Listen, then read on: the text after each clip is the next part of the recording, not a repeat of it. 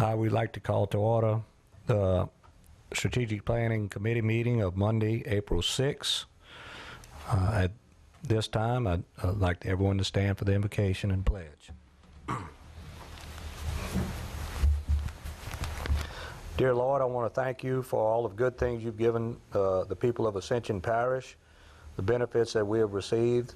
We'd like to welcome all the people that or new people that are moving into our area, and that we would like to wish you good luck and allow you to continue your efforts to make things better for all concerned. We also like to take this time to send our condolences to the Pierce family for Mr. Paul Pierce, who was laid to rest today. That's the brother of Mr. Moose Pierce, a longtime parish councilman. And this morning, Coach Jim Raley, longtime coach of East Ascension and a teacher at Santamon, passed this morning. We'd like to ask you to hear them in your prayers. And that after we finish this meeting, that everyone is allowed to go home safe and sound to their families. We ask all this in your name. Amen. Amen. Pledge allegiance to the flag of the United States of America and to the republic for which it stands, one nation, under God, indivisible, with liberty and justice for all.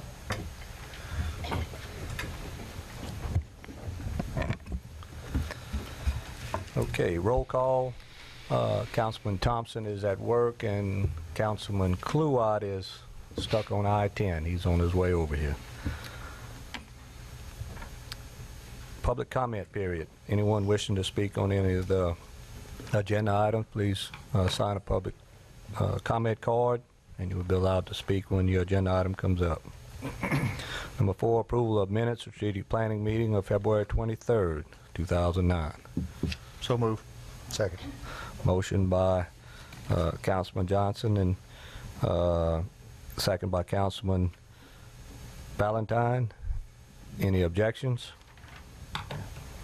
So moved. Number 5, we have a presentation by Allied Waste on industry trends in solid waste. We have Mr. Cedric Grant. Cedric, you going to speak after? Or? I'll just introduce Ms. Swacker. Okay. This is an outgrowth of the request that the council gave me some time ago to begin to develop a solid waste strategy. What I thought was important in dealing with that strategy is that we get an idea of the industry trends and directions that the industry is going in, so we could give you some guidance, and then therefore you give the administration some guidance on how you might choose to pursue this. In some conversations with Ms. Wacker and her staff at Allied Waste, they gave us some very good ideas on where the industry is going, and I thought that we'd share those with you today in a brief presentation so we could begin to explore a good solid waste strategy for the parish, and I have copies of the presentation here. Go ahead. Take care of it. Good. Cedric, thank you for that introduction. Thank you, Councilman Chuck Snyder, for inviting us here today. We appreciate the opportunity, and we appreciate your interest in solid waste. We've worked for many years with Parish President Martinez on these issues, and feel like Ascension Parish in many ways has become a very progressive parish in the field of solid waste, which is I think a quiet little secret, because garbage isn't a flashy or glamorous type of industry, but nonetheless very essential, not only to the quality of life in Ascension Parish, but things like economic development. And I will try to use this. There we go. With me here today is, and I'd like to introduce Michael Cooks. Michael is the manager of our Baton Rouge division, which encompasses all of the solid waste collection services that are performed in Ascension Parish, such as subscription, residential collection, and all the commercial services. And Mr. Peter Kirk, who is the general manager from our New Orleans division, and New Orleans division actually has Colonial Landfill under its umbrella of reporting. Appreciate them taking the time out of their schedules to be with us today. Just briefly, I think you all know us as Allied Waste. Probably more people remember us as BFI. The garbage trucks are still blue, and they will probably in a few years see our name as Republic, as we have merged with Republic Services Group, which is a well-known national waste company that did not have any operations in Louisiana. So you've not heard of Republic, but we will be changing our name sometime in the near future. The presentation that I'm here to make today, a lot of it was taken from a regional presentation that was made by our corporate office, focused on our mission as a corporation. And I think that it has a lot to say also in a very parallel way to what your responsibility is for Ascension Parish. Our responsibility is to create a strategy, have a customer and a product that we provide, to take care of the human needs and issues of our employees and the people that we service, our customers. Obviously, to increase our financial returns to our shareholders, since we are a publicly traded company. And most importantly, ethical behavior, both not only the question of what is legal, but what is the right thing to do. The sustainability, which is the newest capture phrase for long-term strategic planning. In other words, how do we sustain the resources that we have, whether that be our company or, in this case, the quality of life in Ascension Parish. Our major points of sustainability are the responsibility, the opportunities to reduce waste, to reuse, recycle waste, to create renewable energy sources from our landfills, and ultimately all of those things for our stakeholders, our customers, our investors, our employees, that will return on invested capital. Our responsibilities are very clear, and I'll go through this a little quickly because I think the meat of what you want to discuss is specific to Ascension Parish, is that we create a safe and ethical workplace, that we see ourselves as a good corporate citizen, and the things that we do enhance the communities that we operate in.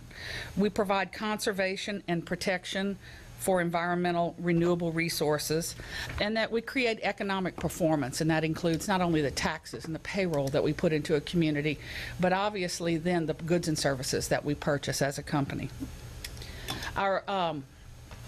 The reduction portion of our company's responsibility primarily lies in our fleet of vehicles. The Baton Rouge office runs about 150 large vehicles every day. That results in a lot of impact to the air of the Baton Rouge area. The Clean Air Act has done a lot to address that, but beyond that, reducing the emissions from these trucks is of huge importance. To reuse, we're looking at waste diversions. Not everything should go to the landfill. Things that have other uses should go there. And reclamation. When you have an unusable land, such as a brownfield or an old landfill, they're not totally unusable. There are things that can be done with them. Recycling is an issue that I know is very near and dear to your heart. Kent's talked to me about it many times. Many people from Ascension Parish have asked us about recycling, and that's something that we look forward to talking about with you. There are all types of recycling programs. There's not just curbside, because you can separate just about anything out of the waste stream. And we create incentive programs such as the Recycle Bank, which is a coupon program. The more you recycle, the more points you build up, the more discounts you get in buying goods and services that then create more recycling. So by recycling a lot, you may get, for instance, points that you can use to have discounts on buying Coca-Cola, which then creates more aluminum for you to recycle. It's a win-win situation. And then finally, renewable energy, which is something that we've discussed at length. Because we have a landfill located in Ascension Parish, and that landfill, as it's closed, the waste that degrades in it creates a methane gas. That methane gas can be must be managed, first of all, in order to keep the landfill safe, but secondly, can become an asset for us and for the community, because that gas can be sold or can be used as an alternative fuel, either directly at the landfill, or it can be piped to nearby industries. So let's talk about Ascension Parish. When you look at long-term planning for something like solid waste in Ascension Parish, I think probably your first logical step is, what's your inventory? What do you have and what don't you have for solid waste in the parish? You have collection, you have subscription collection in the rural areas. The cities of Gonzales, Donaldsonville, and Sorrento have their own separate contracts, and they contract directly with private companies to provide their garbage services. And under collection, you not only have residential, but you also have commercial, because half of the garbage is created at households, but the other half is created at businesses. So it's a very important part of the mixture to think about. You have a good disposal facility in Colonial Landfill. There are only 26 landfills in the state of Louisiana. In Ascension Parish, you have a Type 1 landfill, which is the highest grade of landfill that the state permits. And it is inspected frequently by the state. We have an excellent compliance history, and it's a real asset for the facility, because when economic developers come here to look for sites for plants or businesses to expand, one of the items on their tick list is, what availability do you have for the waste that we will generate?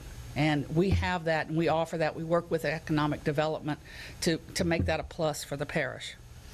Also, in recycling and reuse, we do not have curbside, as you well know, but we do have a residential drop-off over at Church Point Road.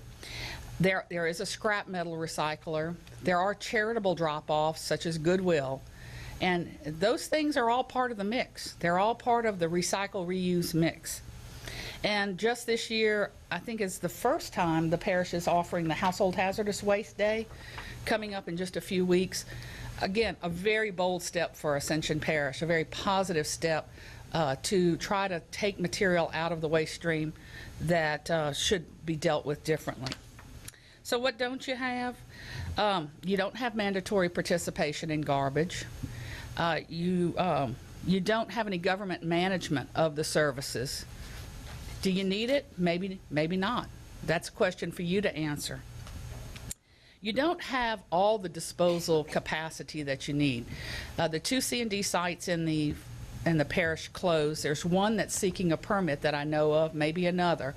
But C&D waste is an inert waste. It goes to a lesser regulated facility, but it's because that's the material that comes from house construction and demolitions.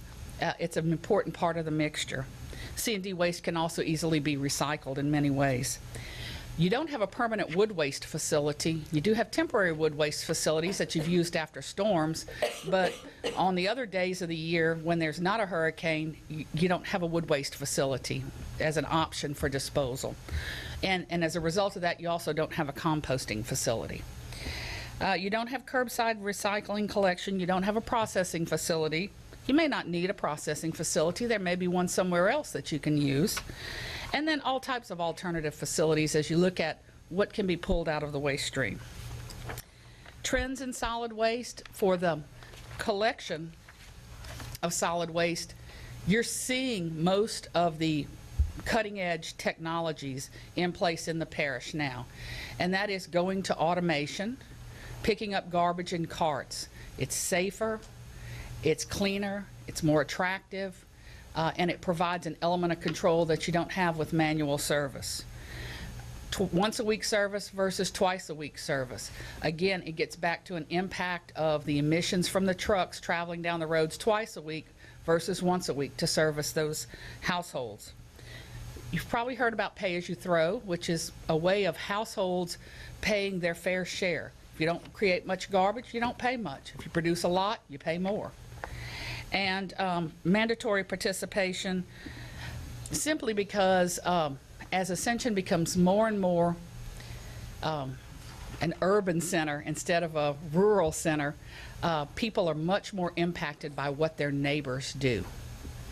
And finally, fuel and environmental efficiency, again, of our fleet that operates in the area. On the disposal side, we have renewable energy and use options of landfills, and using the landfill as an economic tool. Those are all things that are developing now and can develop even more into the future. And a final trend in the recycling and reuse area is the segmentation of the waste stream. You know, we've touched on that just a little bit today, but talking about all the various things that can be pulled out. Instead of throwing away your old clothing, bringing it to a Goodwill center. Instead of throwing away your scrap metal items, bringing it to a scrap recycling facility. Some programs can be as sophisticated as pulling food waste out. They can pull out all types of construction debris. So segmentation of the waste stream is definitely where solid waste collection is going into the future. Also in that, collecting it in automated carts, again, the automation, and a marriage of the interests of public and private sector entities. It's not just a private industry concern, because it impacts everything that you do as leaders of Ascension Parish. So the working together of public-private partnerships is going to be even more important into the future. And finally, the manufacturer's role. And I think you're seeing a little bit of that now. When you go out to buy a TV, they say, we take your old TV back. You go to buy a mattress, they say, we take your old mattress back.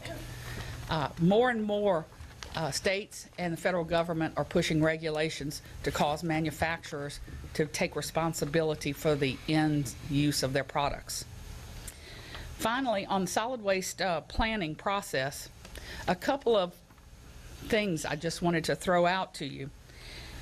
First is to be mindful of the role of federal, state, and local governments, because there are discrete powers granted to each one of you in the Constitution and in the laws of the state. The federal government and the state government are the entities that create the standards, do the permitting, and create a framework for you to operate in. Local government's primary responsibility is the collection of waste, having some plan to dispose of your waste, and to create land use approval processes that help facilitate that. You know, whether you call it zoning or land use determinations, it doesn't matter, but creating some mechanism that enables that. You have to establish your government framework. Do you have the right ordinances? Do you have the right staffing? Are you doing any enforcement? And how can you create the leadership?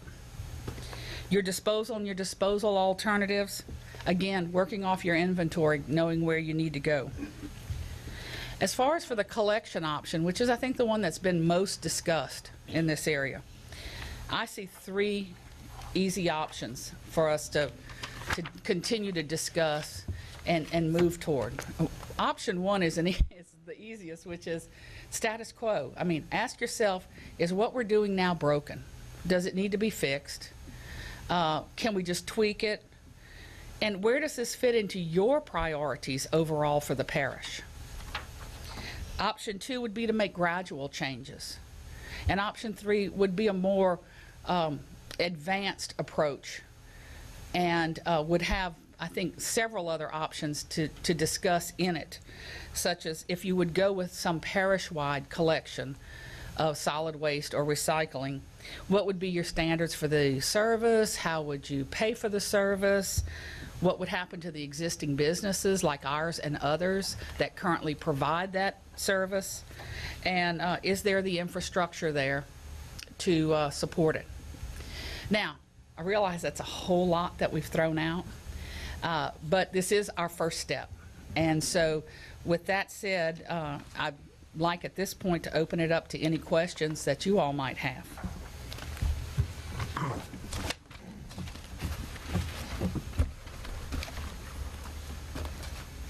Yes, President Martinez. Unless any of y'all have anything right now. What's the life of the landfill at Colonial now? What year will it, I guess, of course, it was supposed to be over by now, and then it got, y'all got an extension or got some more property, went higher. I don't know what the terms are on it. But right now, if everything was the way it was, what's the lifespan of that field? When Colonial was first permitted in 1982, it was given a life of the facility permit, and they designed a certain landfill. And of course, they've changed the design since then. Right. We're still on that original footprint at this time. We have plans to take one of our ponds into the landfill, and if we just use our existing land with our existing plan, we've got a good 5 to 8 years available there. We have purchased over 100 acres adjacent to it. We have permitted that for future landfill development. I think it's safe to say that we don't run any risk of running out of available airspace anytime soon with Colonial Landfill. And we talk about C&D. Why doesn't Colonial take C&D, or does it? Or why don't you create your own C&D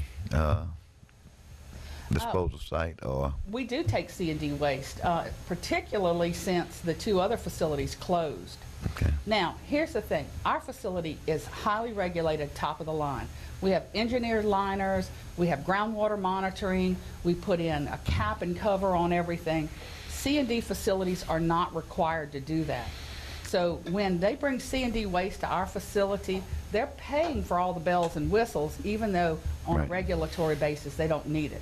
So we have looked at possibly building a C&D site. Now, I wouldn't rule that out in the future, but the amount of C&D waste that is generated is directly proportionate to the economic activity in an area. And when housing starts stop, and when demolition slows down, then the C&D waste stops. right. So I think right now, I'd have a different view of it at this very moment. Maybe in a year or two, we'll have a different take on it. Okay. But we And- do take C&D waste. And in other areas where you do have your parish-wide collection or your city collection, what's the average cost per customer, and how often do you recycle? I mean, most of the problems that we're incurring right now, not problems, but questions that we're getting is about recycling and going to green and the trend where we're headed. On an average, what does a customer pay? It's a once a week pickup, is that correct? And recycling, how often do you do it? And again, I know you got other people in the parish, but I'm just asking you Yeah. particularly. Recycling is whatever program you choose to create for it. We have everything in this immediate Southeast Louisiana area, from every other week collection to weekly collection. We have 18-gallon bins and we have 56-gallon carts. You have people separating out the materials, and you have people being able to put it all in. And that's part of the trend of the technologies that's changing. What the residents pay is anywhere between $1.50 to $3 per month. And that depends on the frequency of the service and the type of service and what materials are included in it. And how many households you have. Obviously, you know, unfortunately, the bigger the city, the more you can spread your costs out. But And do you do recycling without picking up the garbage? I guess is that something that we could actually go out and put out for bids as a parish and on recycling and let the garbage services continue the way they are? yes, Is that something? Okay. we have we've had several contracts. There are other companies that have contracts like that. The most important thing is that you work well with the garbage companies, because the programs kind of need to work together. Okay. Any other questions? Carl, I think one thing people want to know, on an average in some parish, an average parish that has mandatory collection with recycling, what is that average cost? Ballpark figure. Between $1.50 and $3 No, per for house the per garbage month. also. Oh, for Garbage garbage and- too. The two programs together, I would say anywhere from about $17 a house per month to $30 is being paid in some of the some areas. So and again, it's almost kind of like a menu that you can choose. Right. You know, once a week, twice a week, carts, no carts. What do you include in the service? Is it take all or is it limited? Those are all the things that we work with people to determine what they want to include in their service. Okay. But that is when you have an area that everyone is participating, where you're not doing a subscription service where you're having to hunt and peck and find your customers Right. throughout the parish. Okay.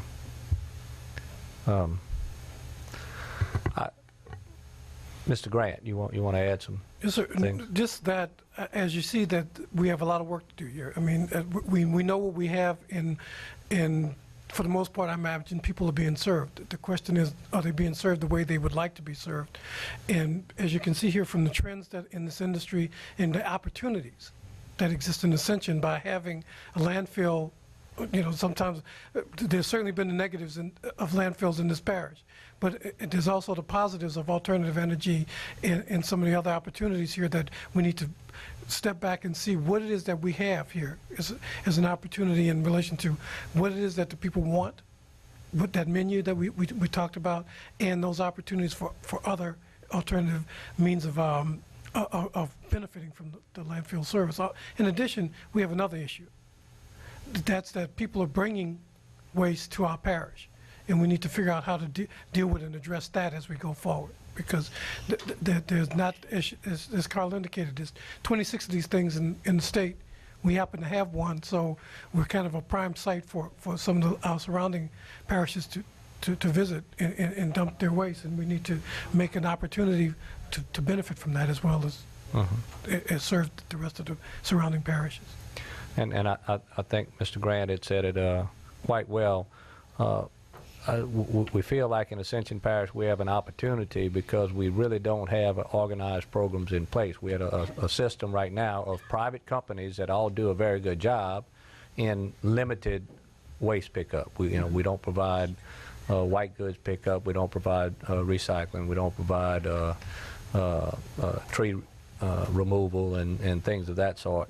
And so all of those things, we would like to try to incorporate that as much as possible with the compost and try to be forward thinking. We want people to know where we're headed 10 years from now and be leading the pack and not trying to copy someone else. So that's what we have in mind. We're looking forward to it.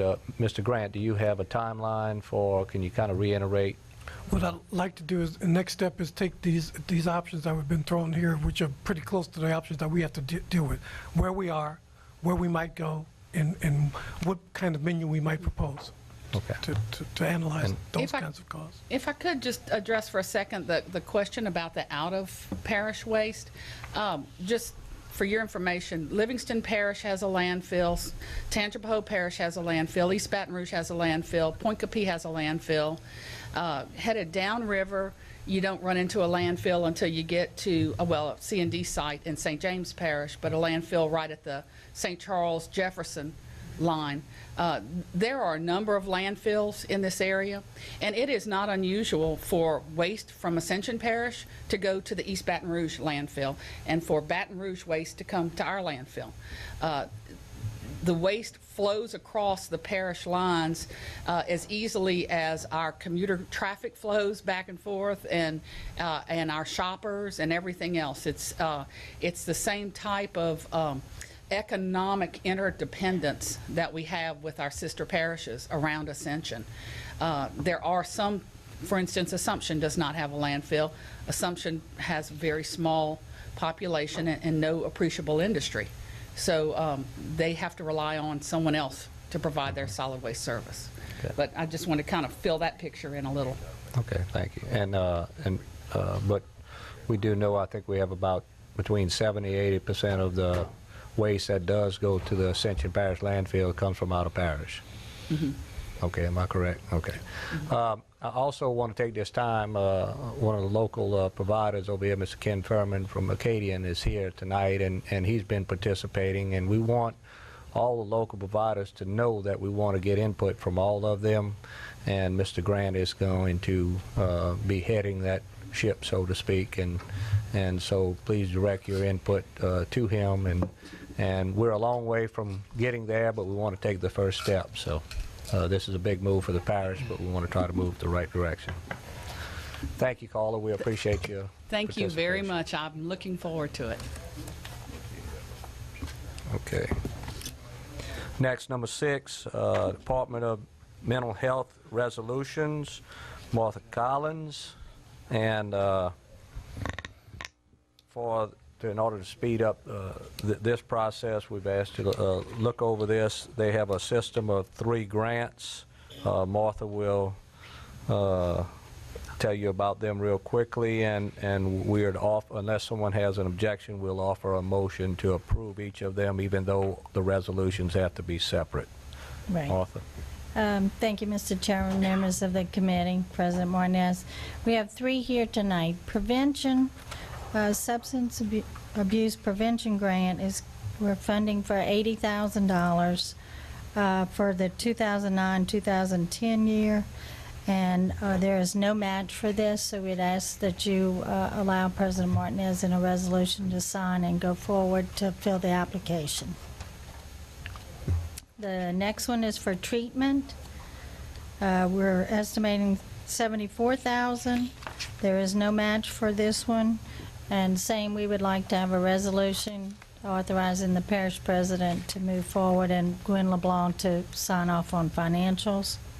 And the third one is the Governor's Safe and Drug-Free Schools and Communities Grant, estimated $20,000 to $25,000. This particular grant, the funding is being cut, so where it was a little bit higher last year, this year it's different. There is no match, and we would ask that a resolution for this also to be adopted to move forward to the full council for recommendation.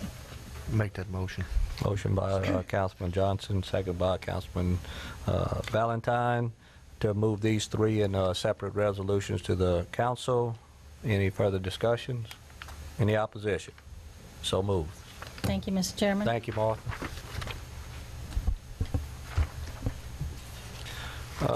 Number 7, a discussion of volunteer firefighters' insurance issues. This past month or so, we've had a couple of firefighters, volunteer firefighters, that have been injured on scene, and we've had to go through some issues to try to get them covered properly with insurance, and we wanted to make sure that everything was flowing in the right direction, and make sure that our volunteer firefighters knew that when they go out to fight a fire that they would cover it in case of an accident. And so Councilman Johnson is going to just let us know where we are with the problems we had and where we stand right now. Thank you. Yes.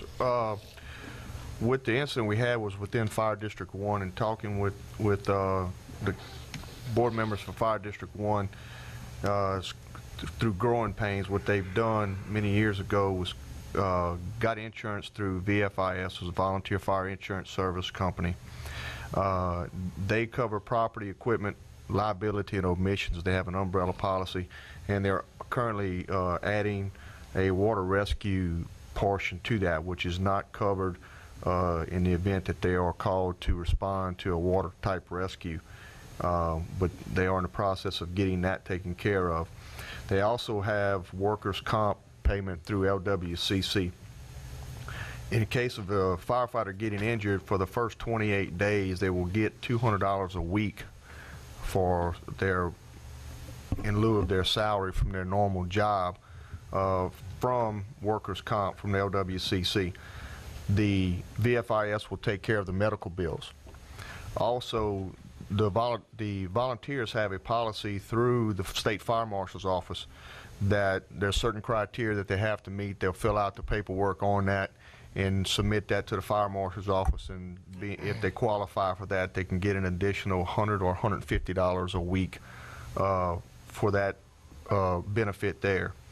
After the first 28 days through LWCC, they're eligible up to $800 a week, depending on what their salary is. They won't give them more money than what they make at their regular job that they would be out of, but it's say if they've got up to $600 a week in salary from their full-time job, and that's one of the stipulations with the policy from the State Fire Marshal's office. You have to be employed at a full-time job to qualify for that.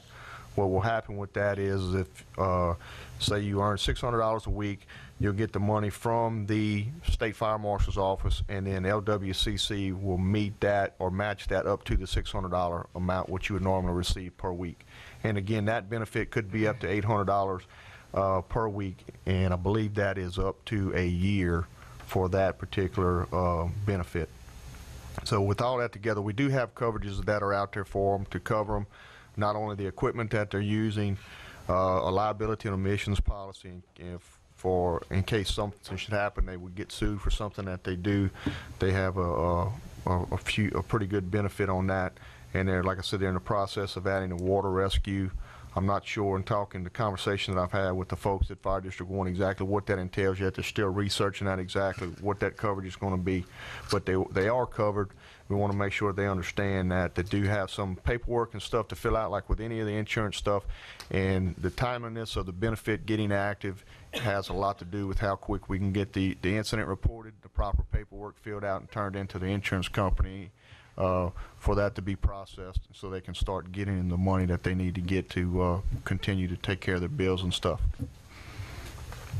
Thank you, Mr. Johnson. And also, we can, if there's any problems, if we can get some assistance from whoever with the fire board to assist the local fire chiefs in getting the paperwork filled out, that would help also. So we appreciate it. Appreciate all the research, Councilman Johnson. We just want to make sure that everybody knows that we'll do whatever it takes to protect our firefighters and encourage them to continue. Okay, number 8, proposed amendment to the public comment period ordinance. Lindsay Manda.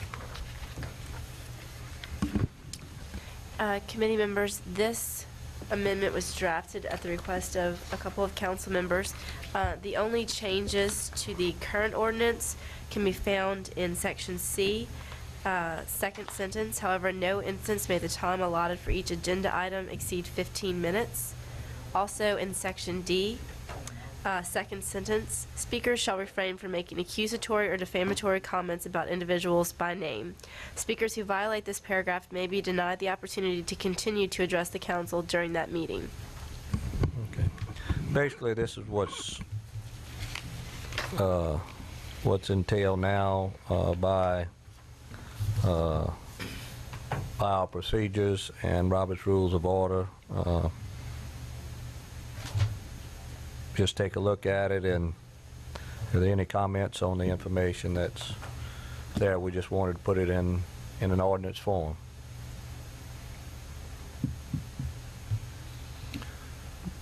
We're looking to move this forward. Looking to move this forward, or I'll make that in the form of a motion. we have a motion by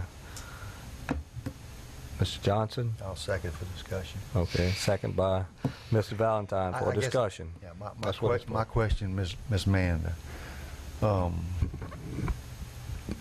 determines this should that be stated? Who determines if the comments are accusatory or defamatory? If you'd like to amend that, Well, I mean, I'm just asking. I mean, I think I understand what it says Right. here, but who's going to determine that? That would be the chairman. I would think that the chairman of the council Okay, so would have that if he authority. deems it to fall into this, that's what it would be. Certainly. Shouldn't we list it as a chairman? There, isn't that how Robert's Rule of Order has it? I think the chairman can make that determination, and if there's appeal, the entire council can have a vote. And if you'd like me to add that to Yeah, Yes. it needs to be some process Right. so that we have something that we can fall on. Chairman makes a determination, and the council can, by 2/3, if you would like, Do you want that to be a 2/3 vote or a majority vote? with 2/3. Okay. 2/3 overrule the chairman? If you can overrule something.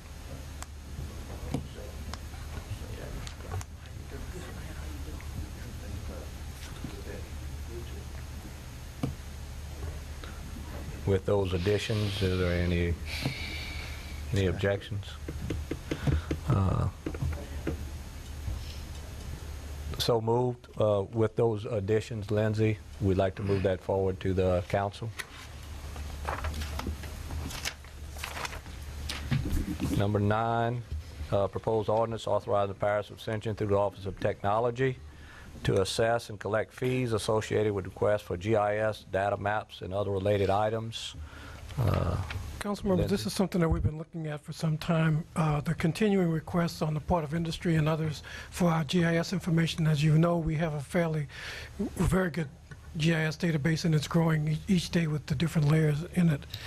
We've done a survey of surrounding parishes and jurisdictions that have GIS information, and most of them have been going in this direction to at least recover their cost, and which is the intent here of staff time, the mechanics of printing it in ink and the use of our machines and the like. So what you have before you is a draft ordinance indicating that, and on the second page, a fee schedule of what those costs would be for someone requesting certain size maps and the like. And if you have any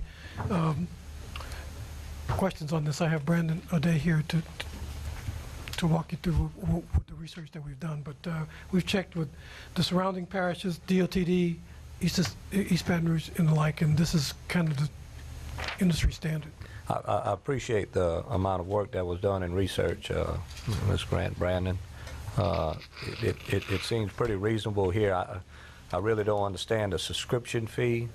Can you explain that? Subscription fee would be those people on an annual basis that have had a tendency to request the information. I'll let Brandon speak to that directly because we have a number of people that. Okay.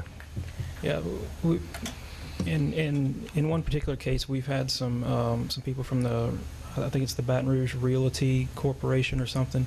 They annually request data from us, and if they were to subscribe to this annual subscription, they could actually save a little bit of money because we can prepare ahead of time. We know the request is coming, and we can do the background work to have it prepared for them ahead of time. Okay. Well, that makes sense, and we can recoup some of the. I know a great deal of money has been invested by the people of the parish and the parish government into this GIS system. Is a very good system, and we should reap some benefit for the private users that do this. So that's the fee, and want to entertain a motion. Mr. Grant. Questions? Yes, sir. Do we have some kind of estimate on what we think this might bring Ascension Parish? Well, I mean, and the reason why it's kind of an evolving thing. We'll be happy to put a fiscal note on it as it goes to budget committee for you, but you don't have any idea. No, you hadn't done any projections on how much you think this. And the reason why I'm asking is, it appears most parishes around us do not do it. I was just curious why they don't do it. Well, I don't think they have as mature a system. First of all, okay. You know, I was very familiar with the DOTD system that is also a non-charge system, and I think that was a mistake on the part of DOTD because it was easily generating in request staff time of about $50,000 to $75,000 a year, and actual cost of mapping in the $100,000 plus a year at that level. So I think as we get into this on a more mature basis, and I'll have them go back and do at least a year's worth of requests in our impact analysis, but I would suggest to you that it's probably in the $25,000 to $50,000 range. Yeah, one of the reasons that they've given us is the joining some of the other parishes just have not reached that point yet where it's been accessible and useful to them, and ours is pretty well advanced, and I'd like to keep heading in that direction. Yes, Mr. Martinez. When we started with GIS, of course, we got the base map from the assessors in the early 90s, and that was one of the things that we looked at that time. I mean, well, all you want to do is try to recoup some of your time and the cost of reproducing these maps. That's all this is. It's not going to generate, it's not going to be a money maker, but at least it'll offset some of the cost. Give us something to do. Yeah. So move. Second.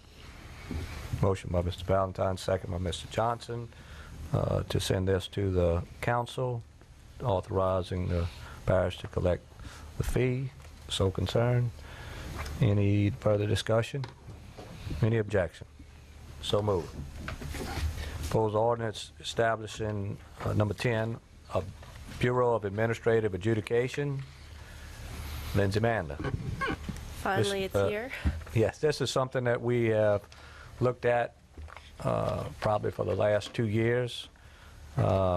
We've gone through a number of obstacles, and Lindsay has been working diligently on that, and she says that she's finally cleared all the obstacles. And Lindsay, can you bring us up to date on where we're at, and we'd like to try to, there's no objections, we'd like to see if we get a motion to bring this to the council. Just to recap, I studied both the St. Tammany Parish ordinance and the Jefferson Parish ordinance, and I tried to pull what I thought was most relevant to Ascension Parish and put it in this ordinance that's before you tonight. Certainly, I know a couple of you have had some time to review it. I think this is a great ordinance. I think it will benefit the parish, but you know, I'm certainly open to suggestions if you have anything you want to do to it before we bring it to the full council. One of the things is that we're going to use this as a tool to enforce our ordinances. As everyone knows, the ordinances that we pass now really doesn't have an enforcement mechanism, and it's very hard to go from a parish ordinance to go to a local judge within the judicial and criminal system and civil system and get a simple parish ordinance enforced. So this enables us to do that, not burden our judicial system, and I think it'll streamline things, enable us to enforce our ordinances. So moved. Second.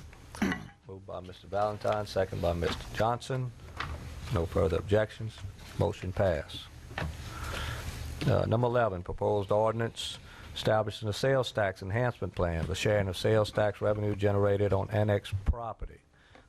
This basically is something right now when a municipal entity annexes property from the parish. It's pretty much negotiated on a case-by-case basis. I think we've trying to, by ordinance, set something, and this one is revenue sharing at 75-25%. So moved. Second. Moved by Mr. Johnson, second by Mr. Valentine. Any discussions? Any objections? So moved. Send that on to the council. And number 12, proposed ordinance establishing and assessing a 5% franchise fee for telecommunication services provided in Ascension Parish. Mr. Grant, you had talked about this. Yes, let me speak to this very quickly. Basically, what we're trying to do here is track state law.